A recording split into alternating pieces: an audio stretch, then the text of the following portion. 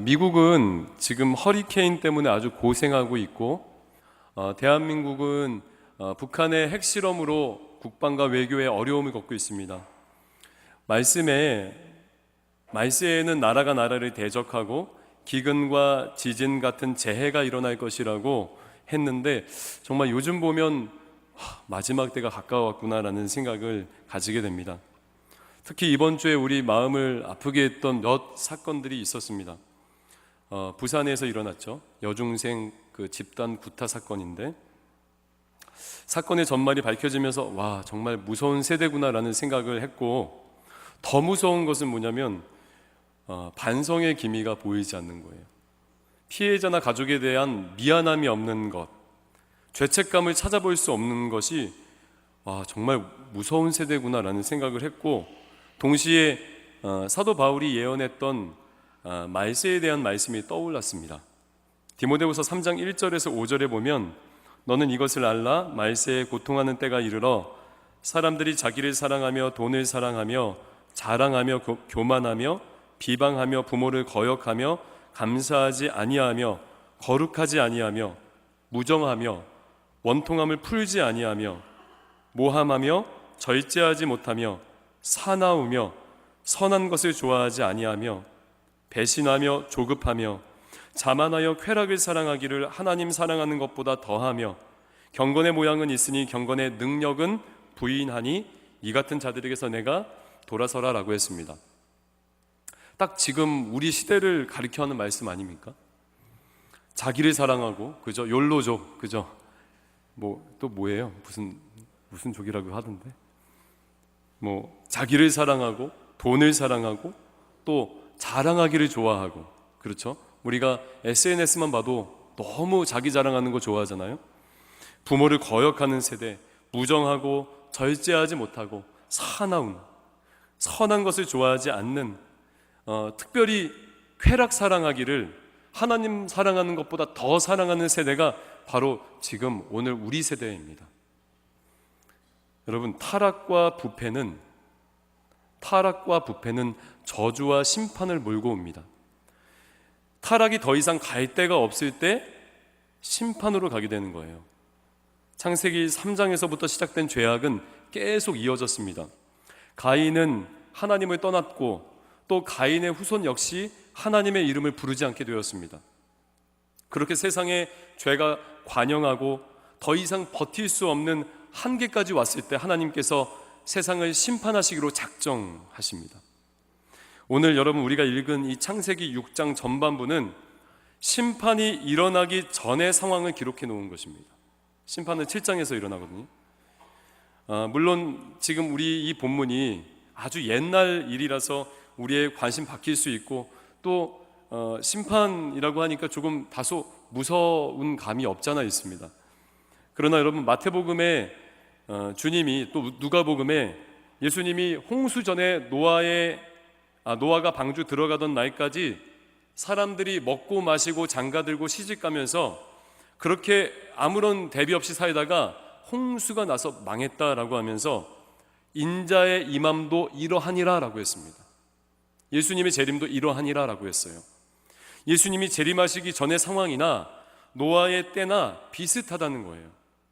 마지막 때를 살아가는 우리는 노아 때 사람들처럼 깨닫지 못해서 멸망하는 것이 아니라, 오늘 말씀을 통해, 또 하나님의 말씀을 통해 우리에게 주시는, 이 마지막 때를 살아가는 우리에게 주시는 권면을 깨달아 마지막을 준비하는 저와 여러분 되길 간절히 소망해 봅니다. 오늘 본문은 노아 홍수 사건을 개략적으로 1절에서 8절까지 설명을 하는데, 내용 안에는 하나님께서 왜 세상을 심판하셨는지 원인을 두 가지 발견할 수 있습니다. 첫 번째는 뭐냐면 결혼이었습니다. 결혼. 자, 말씀 1절과 2절을 한번 같이 읽어보겠습니다. 1절과 2절 같이 읽습니다. 시작. 사람이 땅 위에 번성하기 시작할 때에 그들에게서 딸들이 나니 하나님의 아들들이 사람의 딸들의 아름다움을 보고 자기들이 좋아하는 모든 여자를 아내로 삼는지라. 하나님의 아들들이 사람의 딸들과 결혼을 했다는 것입니다. 성경을 해석하면서 어려운 문제들이 나옵니다. 그 중 하나가 오늘 이 구절이에요. 어떤 것이 어렵냐면 하나님의 아들들이 누구냐라는 문제입니다. 사람의 딸들이야 뭐 사람의 딸들이겠죠.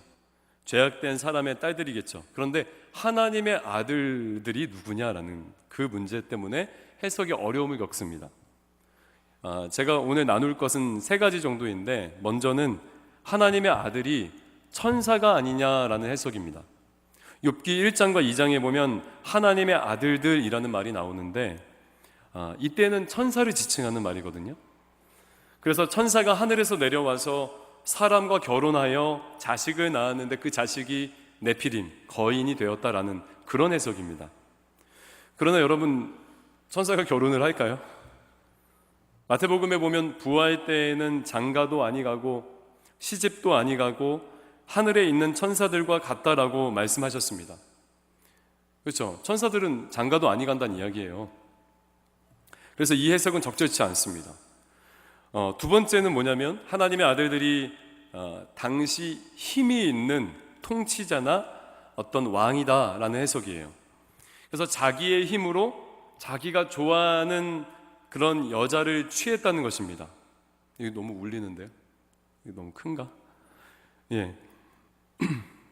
귀가 울리나요? 예. 죄송합니다. 제 귀가 멍멍해가지고. 두 번째는 하나님의 아들들이 당시 힘이 있는 통치자라는 해석이에요.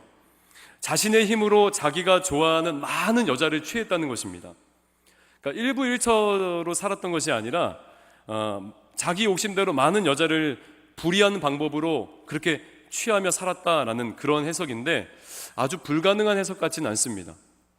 그러나 역사적으로 가장 많이 지지를 받는 해석이 뭐냐면, 이 하나님의 아들들이 창세기 5장에 나오는 경건한 셋의 후손이라는 해석입니다. 하나님과 동행하면서 하나님의 이름을 불렀던 셋 계열의 사람들, 아벨은 죽었으니까요.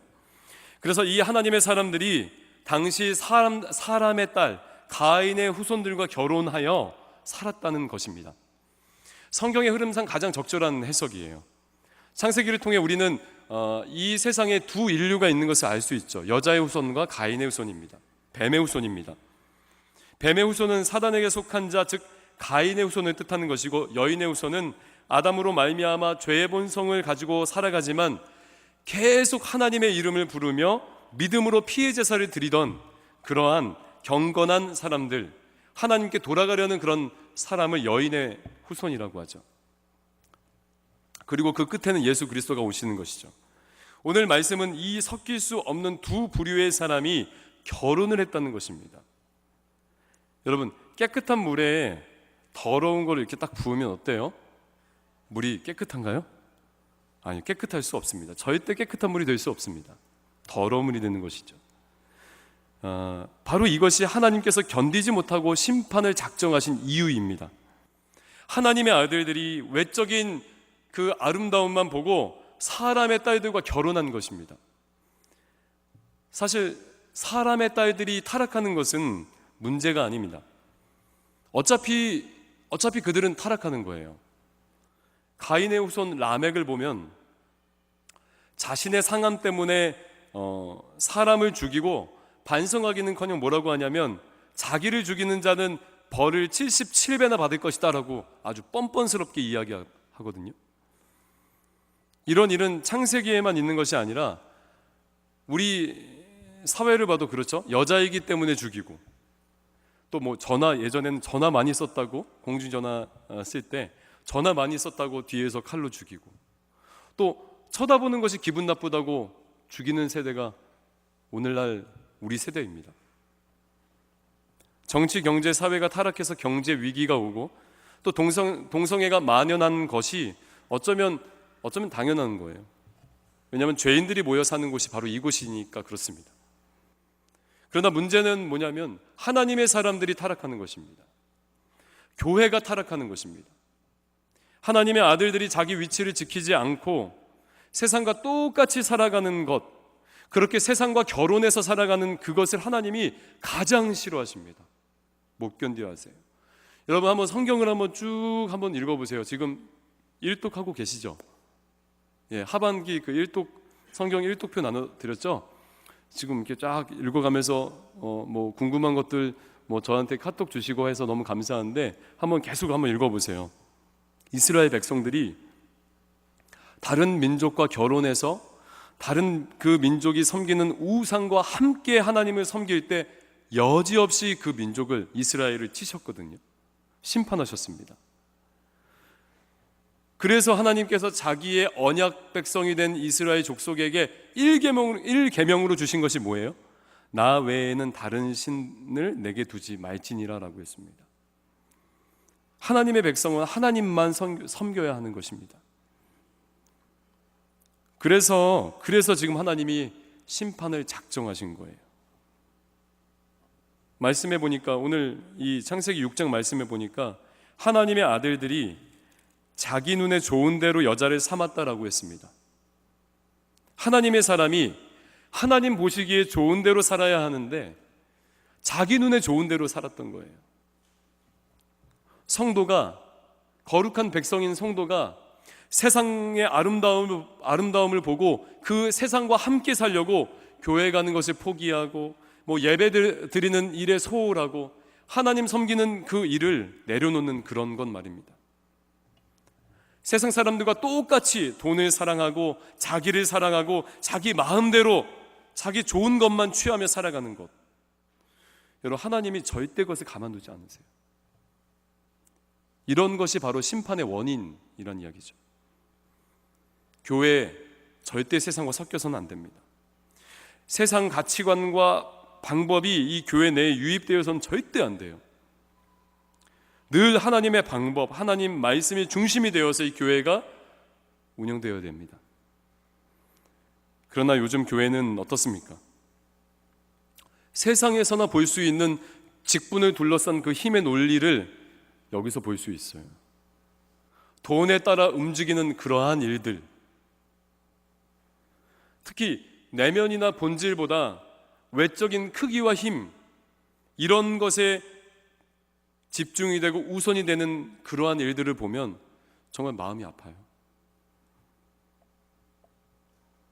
여러분, 사실 우리가 지금 드리고 있는 이 찬양 예배, 이 예배도 조금만 방향이 틀어지면 음악과 감정이 앞서는 예배가 될 수 있는 거예요.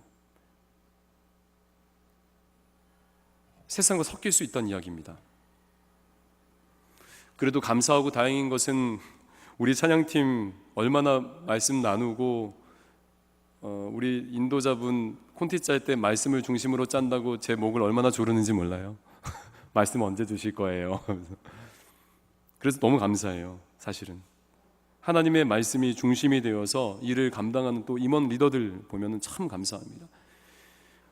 특히 새신자들이 저한테 가끔 이야기하는 부분들이 있어요. 열린 예배라고 해서 왔는데 예배도 모임도 되게 말씀 중심의 그런 예배와 모임을 갖는 거 보니까 되게 좋습니다라는 그런 피드백을 주셔서 개인적으로 되게 감사하고 다행이라 생각합니다. 어쨌든 여러분, 그리스도인은 절대 세상과 섞여서는 안 돼요. 하나님 가장 못 견디시는 것입니다. 같이 함께 섬기는 것, 세상과 하나님을. 세상 사람들은 타락하고 부패하여 자기 마음대로 살아도 하나님이 내어버려 두시는데, 하나님의 사람은 한 사람이 변질되는 것을 하나님이 그냥 두지 않으십니다. 왜냐하면 그 한 사람이 빛을 발할 때 세상이 변화될 수 있는 소망이 있기 때문입니다. 여호수아 때에 제사장들이 요단강을 건널 때요, 제사장들이 법궤를 메고 어떻게 했어요? 물을 밟았습니다. 맞죠? 출애굽 때는 모세가 지팡이로 치니까 물이 갈라졌지만 여호수아 때는 제사장들이 법궤를 메고 물을 밟았을 때 그 물이 갈라졌습니다. 그리고 밟고 있는 동안에 이스라엘 백성들이 갈라진 물 사이를 건너갔습니다. 그리고 다 건너간 후에 제사장들이 건너갔습니다.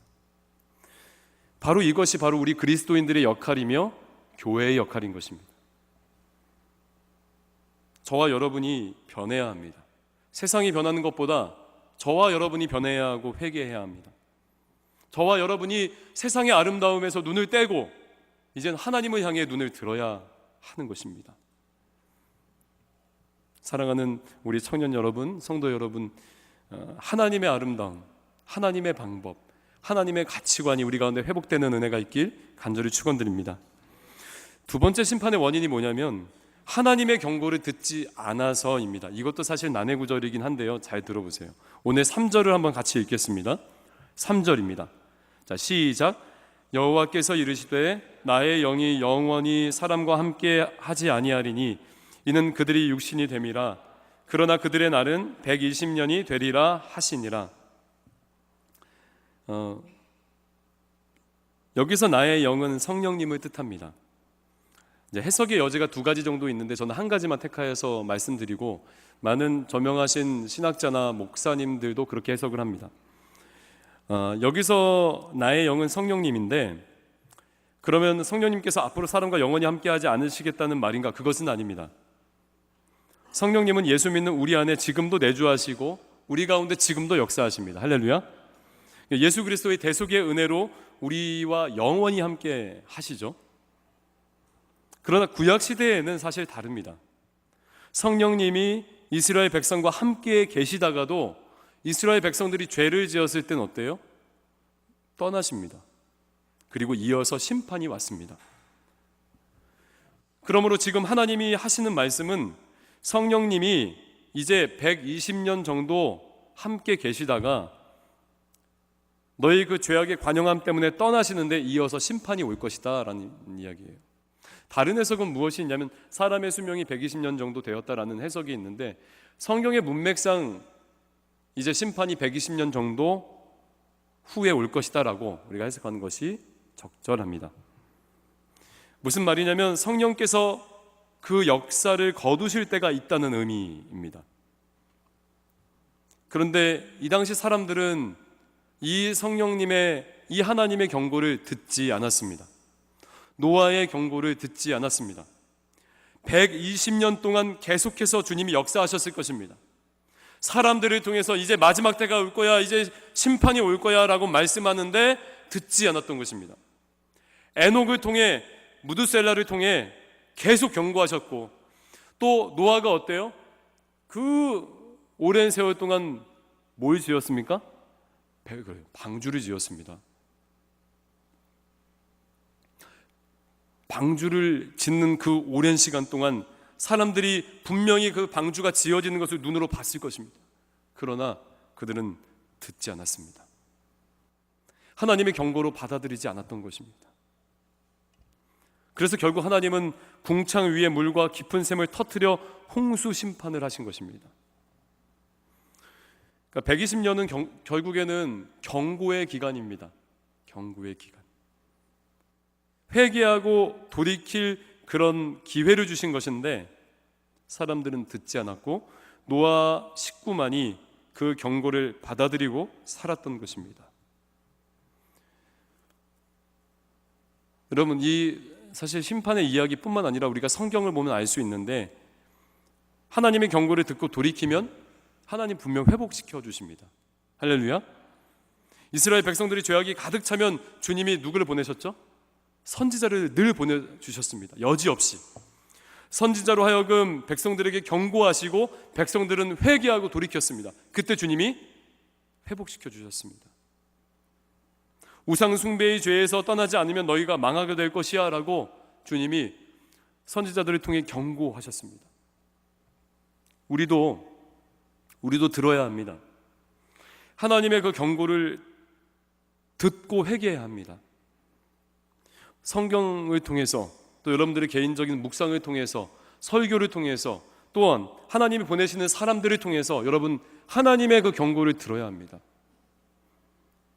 너무 달고 위로가 되는 말씀만 찾으려고 하지 마세요, 여러분. 정말 위로가 되고 정말 단 말씀은 뭐냐면요, 심판 가운데 하나님의 은혜가 있다는 말씀이에요. 우리가 늘 그렇잖아요. 좋은 말씀, 위로가 되는 말씀. 여러분 정말 어떤지 아세요? 어떤 단체에서 말씀 고르잖아요. 이 뭐 연말에 주는 말씀 막 고르잖아요. 이렇게 뭐 그런 말씀 나누잖아요. 근데 거기 뭐 저주의 말씀, 경고의 말씀 이런 거 다 빼라 그래요. 시험 든다고. 여러분, 경고의 말씀을 우리가 들어야 합니다. 하나님께서 준엄하게 권면하시는 경고를 들어야 합니다.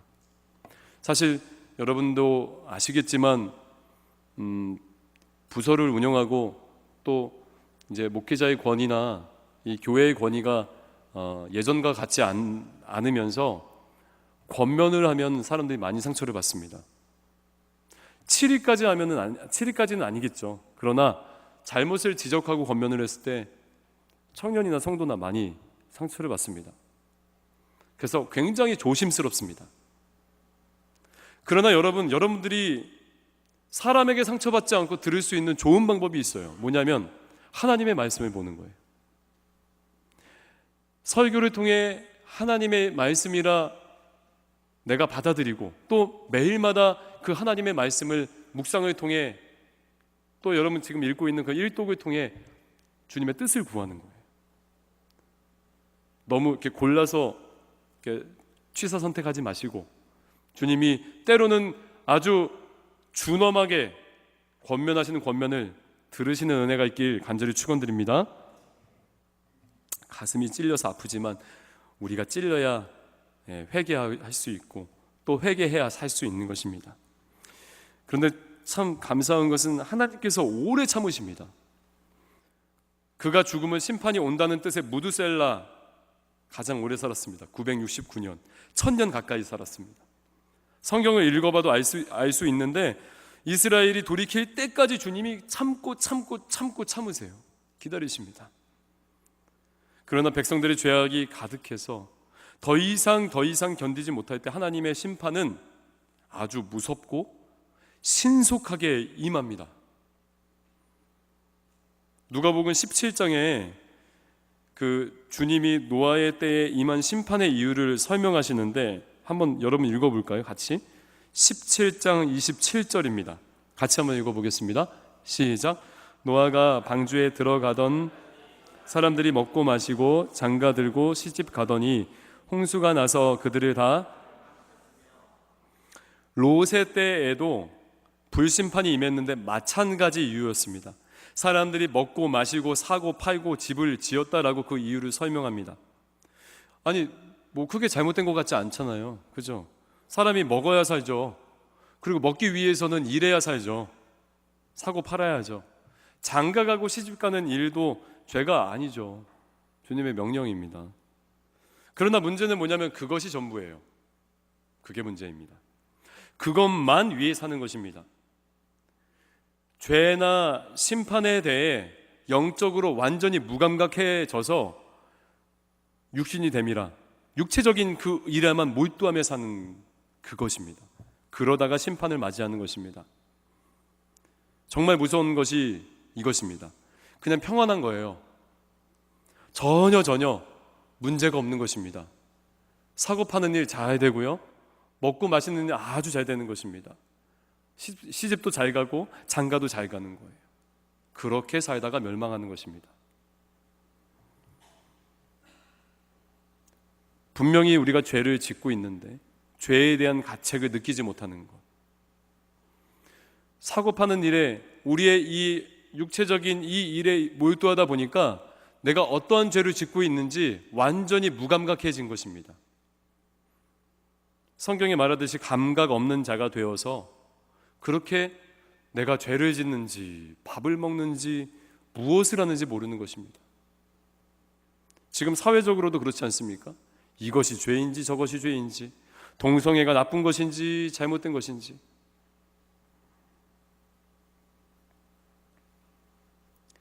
하나님의 경고를 듣지 않고 먹고 마시고 장가가는 일에만 마음을 쏟을 수 있다는 거예요.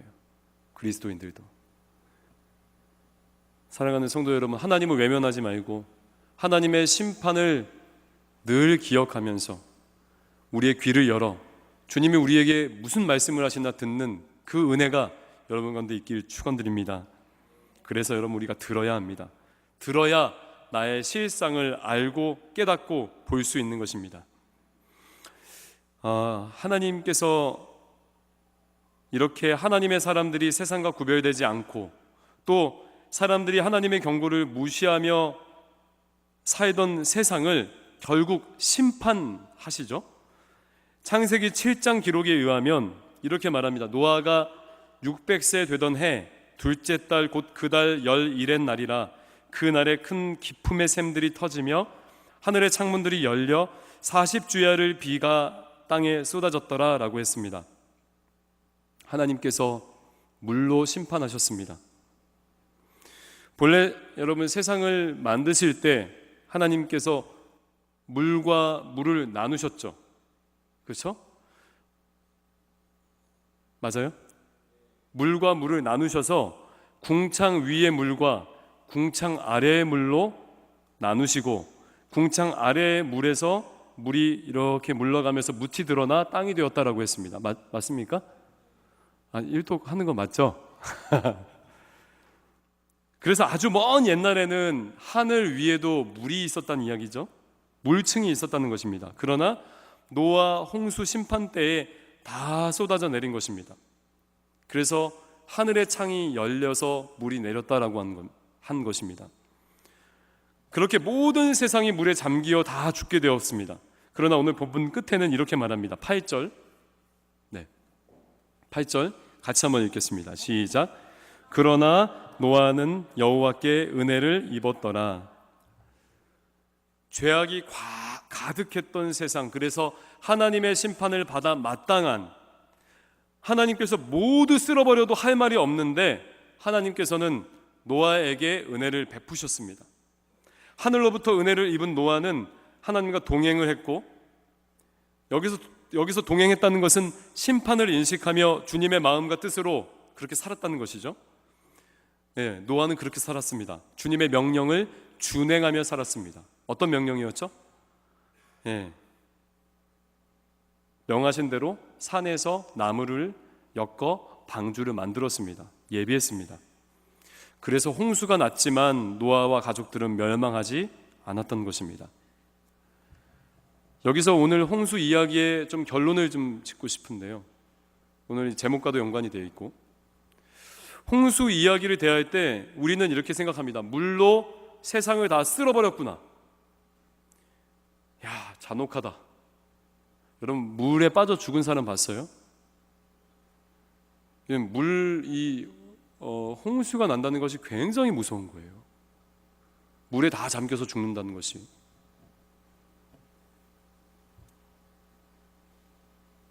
야, 너무 잔혹하다. 잔혹한 하나님의 심판 이야기가 아닐까라고 우리는 생각을 하고 받아들입니다. 더더군다나 세상 사람들은 더더욱 그렇습니다. 아니 뭐 하나님이시라면서 이렇게 잔혹해? 라고 하면서요. 그러나 여러분, 하나님의 심판은 은혜입니다. 지금 아멘 하면 안 돼요. 하나님의 심판은 은혜입니다. 하나님께서 죄악된 세상을 다시 시작하시는 은혜입니다. 하나님께서 죄악된 세상을 깨끗이 하시고 다시 시작하시는 은혜가 바로 심판입니다. 이해가세요? 여러분, 하나님께서는 공의의 하나님이세요. 죄에 대해서 분명히 벌하셔야만 합니다. 그래서 죄악이 가득한 이 세상을 심판하셔야 했습니다. 그때 세상을 모조리 심판하면서 자기의 백성을 구원하는 방법이 뭐예요? 자기의 백성을 두시고 그 백성으로 하여금 다시 한번 새롭게 시작하는 방법이 뭐예요? 그게 물이에요. 그게 물입니다. 노아와 가족들을 여러분 그 사람들 사이에 싹 뽑아서 다른 별을 만들어서 거기에 살게 할 수 없잖아요. 그죠? 그리고 나머지 다 심판할 수 없잖아요. 노아 가족들, 하나님이 택하시고 하나님의 은혜를 입은 자들은 살리면서 다른 이들은 심판하는 것이, 그 방법이 뭐냐면 바로 물 심판이라는 얘기예요. 홍수. 자, 생각해 보세요. 모든 세상이 물이라는 심판 가운데 있습니다. 그죠? 모든 세상이 물로 가득했습니다. 방주는요? 방주는 어디 있어요 지금? 대답해 보세요. 어디 있어요? 방주도 하나님의 심판 물 가운데 있는 것입니다. 맞잖아요. 방주가 물이 내린 다음에 떴으니까. 방주가 하나님의 심판 가운데 있다라는 것은 방주 안에 있던 노아와 가족들도 하나님의 심판을 받은 것입니다.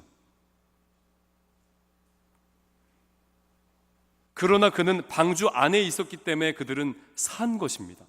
이것을 은혜라고 우리가 부르는 것입니다. 하나님께서 죄악된 세상을 물로 심판하시고 노아와 가족으로 하여금 인류의 역사를 그들을 살려서 다시 시작한 그것을 은혜라고 하는 것입니다. 그래서 심판은 은혜입니다. 여러분, 홍수 때에 궁창 위에 물이 쏟아졌고 그 깊은 샘이 터져 나왔습니다. 궁창 아래 물이 터져 나왔습니다. 그래서 결국 세상을 창조하실 때의 상태로 돌아간 것입니다. 그죠? 물을 나누기 전의 상태로 만든 거예요. 무슨 말이에요? 하나님이 다시 시작하겠다. 은혜는 이런 것입니다. 은혜는 여러분, 지금 우리가 창세기 6장을 보고 있는데 심판은 7장에서 이루어져요. 6장에서는 아직 심판이 이루어지지 않고 심판의 이유에 대해서 말씀하십니다. 오늘날 저와 여러분이 아마 지금 이 창세기 6장 가운데 살고 있을지 모릅니다. 그죠? 주님께서 재림하실 그 마지막 날을 앞두고 준비하며 살고 있을 것입니다. 그래서 저와 여러분들은 지금 6장의 경고를 잘 들어야 합니다. 이 두 가지의 경고.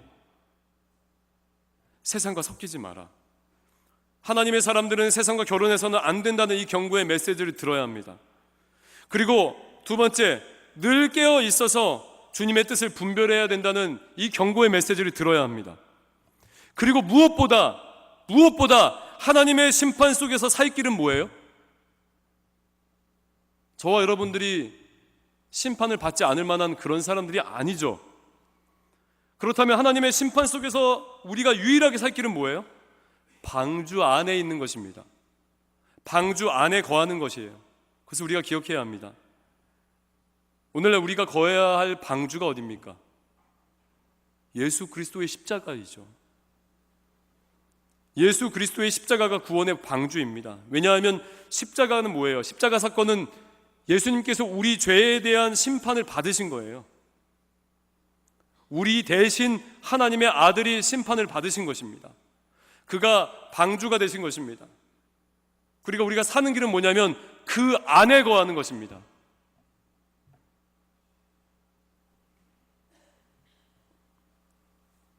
사랑하는 여러분, 주님은 노아 홍수 때와 같이 지금 다시 새롭게 시작하기 원하고 계세요.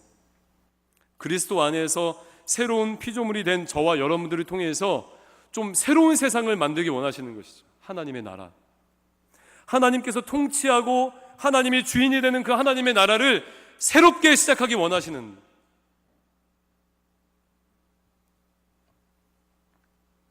과거의 세상의 아름다움을 바라보고 그 세상 정욕을 따라 살던 그런 과거의 나는 이미 십자가에서 죽었고 이미 그리스도와 함께 심판받아 죽었고 이제는 예수 그리스도 안에서, 그리고 그가 내 안에서 일하셔서 이제는 주님이 주인이 되어 새로운 세상을 만들며 살아가기 원하신다라고 주님이 창세기를 통해 우리에게 말씀하시는 것입니다. 사랑하는 나의 백성아, 이제 나와 함께 걷자. 하나님의 아들들아, 하나님의 딸들아, 이제 나와 함께 동행하며 주님 나라를, 새로운 그 세대를 세워가자.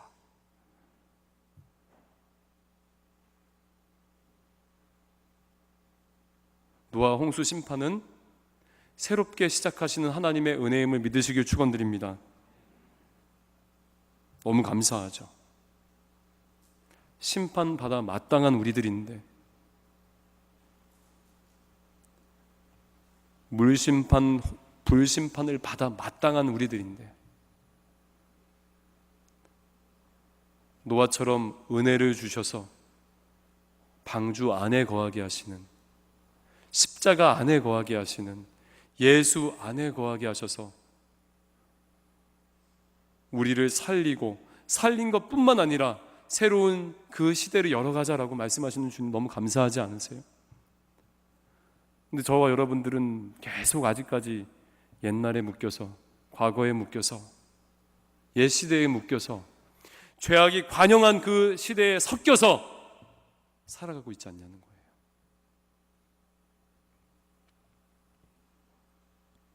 사랑하는 청년 여러분, 지금이 마지막 때입니다. 지금이 마지막 때예요. 여러분, 세상과 섞여서 살다가 멸망합니다. 하나님의 사람이 세상이 타락하는 것은 주님이 내버려 두세요. 그러나 하나님의 사람이 세상 가치관에 섞여서, 세상 쾌락에 섞여서, 세상 사람과 섞여서 그렇게 그들과 결혼하여 함께 살아가는 것을 절대 하나님께서 기뻐하지 않으십니다.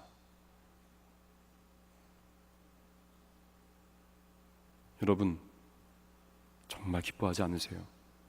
참고 참으세요. 어쩌면 120년 여러분 죽을 때까지 참으실 수 있지만 심판은 분명히 있고 신속하게 임합니다. 그렇게 섞여서 살지 마세요. 할렐루야? 할렐루야? 절대 그러지 마세요. 청년 목회를 하다 보면 여러 가지 상황을 맞이하게 됩니다. 전 이제 별로 놀라지 않아요. 저는 목사님 전화하면은 깜짝 놀래요. 무슨 일이 있구나. 그런데 그 내용에 대해서는 절대 놀라지 않습니다. 충격적인 이야기들을 많이 들어서요. 정말요. 근데 저는 이해하는 그런 차원이 아니라 안타깝고 긍휼히 여기고 너무 아쉽습니다.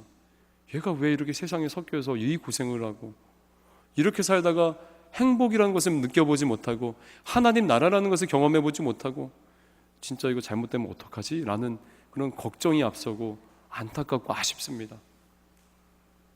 정말 헤어지고 나면 이게 막 다운돼 있어요. 그런데 주님은요, 그런 긍휼과 함께 분명히 심판의 잣대로 우리를 보실 것이라는 것을 우리가 기억해야 합니다. 참고 참다가 안 되겠다 싶으면은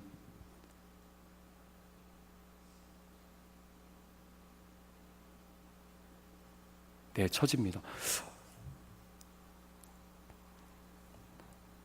예전에 30대 초반 청년 생활을 할 때 제 안에 해결되어지지 않는 죄 때문에 정말 3년을 하나님 앞에 붙들고 그것 때문에 정말 하나님의 미친 사람처럼 살아갔던 적이 있습니다. 지금 생각하니까 그것이 은혜더라고요. 죄에 대해서 너무 민감하게 반응하는, 그래서 예수 아니면은 나에게 구원이 없구나라는 것을 고백할 수밖에 없는 그것이 진짜 은혜더라고요. 세상 섞이는 게 뭐예요? 세상을 바라보기도 싫은데 그때. 여러분, 더러운 세상 속에서 여러분 빛을 발해야 하는 존재가 저와 여러분인 것을 기억하십시오. 거룩한 빛을 발해야 하는 것이 저와 여러분들이지, 그 세상의 더러움에 물들어서 그 가운데 살아가는 것이 우리의 부르심이 아니라는 것을 오늘 꼭 기억하시길 주의 이름으로 축원드립니다. 기도하겠습니다.